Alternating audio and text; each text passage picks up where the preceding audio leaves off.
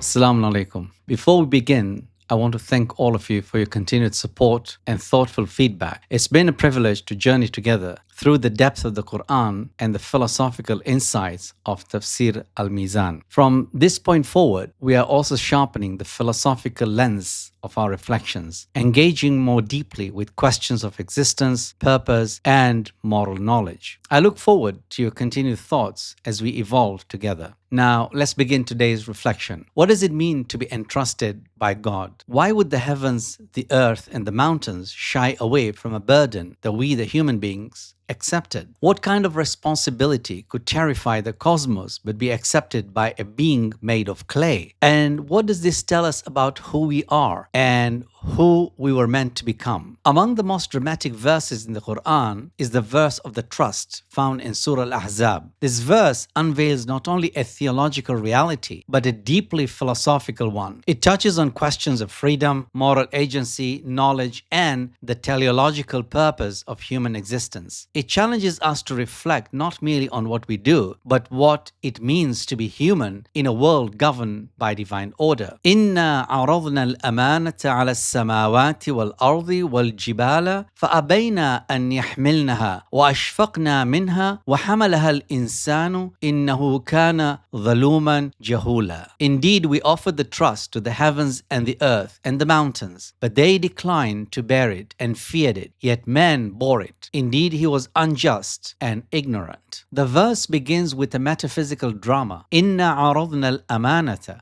God declares that He offered the trust to the heavens, the earth, and the mountains, vast, awe-inspiring creations. These elements, which are described elsewhere in the Qur'an as obedient to divine command, are here depicted as capable of comprehension, and they refused. This imagery is not meant to be taken in purely material terms. It is a philosophical parable rooted in the symbolic language of the Qur'an. The heavens and the earth represent stability and permanence, but without the freedom of moral choice. Their refusal signals a metaphysical insight that the burden of free will and moral accountability is not about power, but the weight of responsibility. Let this settle in. Why do we so often chase power when it is the capacity to bear responsibility with awareness that define true greatness? A theological and philosophical analysis, according to al-Mīzān, the trust, Āmānah, has been interpreted in numerous ways. Free will, obligations of religion, the soul itself, reason, understanding, divine authority, wilaya. But āLlāmah Ṭabāṭabāʻī guides us towards a holistic interpretation. The trust is the total human capacity to receive, understand, and act upon divine guidance freely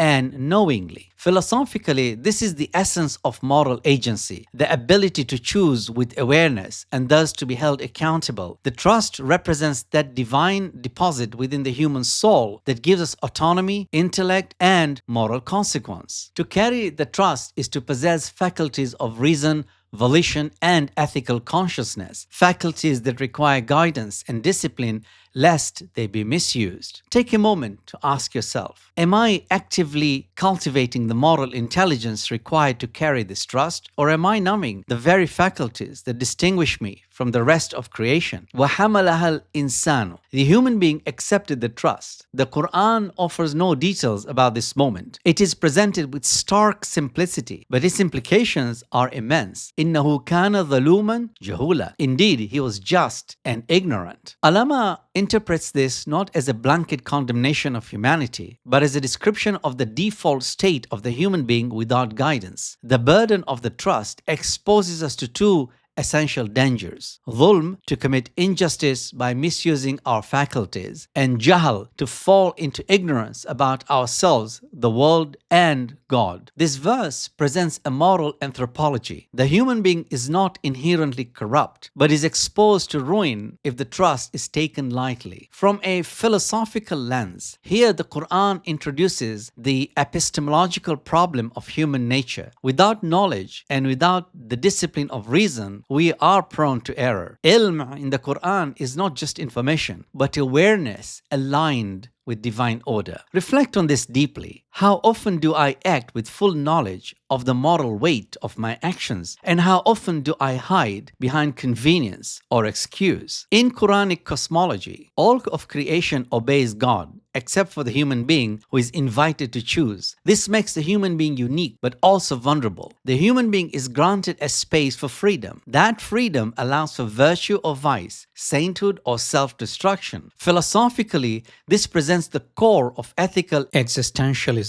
To be human is to be responsible for one's choices. The Quran anticipates this by pairing human free will with a mandate of guidance. God did not leave us to carry the trust unaided. He sent prophets, books, and signs to help us fulfill what we accepted. Step back for a moment. Am I shaping my moral self through reflection and sincerity, or outsourcing my choices to the crowd, the culture, or the ego? From a philosophical standpoint, the Amānah signals teleology, the idea that human existence is directed towards a purpose. That purpose is not comfort, consumption, or conquest. It is moral self-realization. The human being is meant to reflect the divine names, justice, wisdom, mercy, patience, not as mere behaviors, but as virtues developed through intentional action. The Quran is rich with this vision. The successful human is the one who purifies the soul, who remembers God frequently, who upholds justice even against the self. Pause and consider. Have I understood my life as a path towards a greater purpose, or am I simply surviving day to day without direction? The Quran makes it clear that guidance is not a restriction but a map. Without it, the trust becomes overwhelming. Philosophically, revelation serves two functions. It illuminates the truth that is otherwise obscured by ignorance and ego. It anchors our freedom so that it leads flourishing rather than destruction. Āllāmah writes that the prophets are the true carriers of the trust, not only fulfilling it, but modeling how it is carried. This is why revelation is inseparable from the concept of Amānah. It is the light by which the burden becomes possible. Ask sincerely, do I approach the Quran and the prophetic tradition as a burden or a lifeline? In Shiite tradition, the Amānah is often interpreted as wilayah, the leadership of the Prophet and the Imams. This interpretation draws from narrations that identify the trust with the rightful authority of divinely appointed leaders. This reading is not in tension with the philosophical interpretation, rather it strengthens it. For a trust of this magnitude to be carried properly, there must be those who are infallibly guided, whose lives exemplify the fullness of divine trustworthiness. The tragedy of Karbala, for example, becomes a test of the trust. Who recognizes it, upholds it, and sacrifices for it, and who betrays it? Think about this. In whose hand do I place my trust? And do I seek knowledge from those who embody divine guidance, or merely those who echo my opinions? The most powerful image in the verse is the one that is silent. The mountains and the earth tremble, but the human being said yes. That yes was not verbal, but existential, a primordial acceptance of the divine offer. This echoes the Quran 7:172, the covenant, when God asked, "Am I not your Lord?" And we said yes. Philosophically, this yes is not history, it is structure. It's embedded in the human soul. To live with awareness is to awaken to that yes and to realign with it. The Quran ends the verse with a double warning. Humanity is unjust and ignorant. But this is not a sentence, it is a diagnosis. And diagnoses invite healing. Turn inwards and ask yourself, have I remembered the silent yes I once gave, or have I drowned it beneath the noise of modern life? Let's now draw together the key insights from this episode. The trust, Amānah, is the human capacity for freedom, knowledge, and moral responsibility, accepted knowingly by humanity and rejected by the rest of creation. This capacity is both a gift and a risk, requiring divine guidance, ethical reflection, and spiritual sincerity carried properly. Philosophically, the verse reveals a vision of human nature as a moral agent who must choose to fulfill or betray their existential purpose. The concepts of injustice and ignorance are not just moral failures, they are signs of a soul that has lost sight of its trust. Living the trust means embracing freedom with humility, seeking knowledge with sincerity, and striving striving toward the moral fulfillment for which we were created.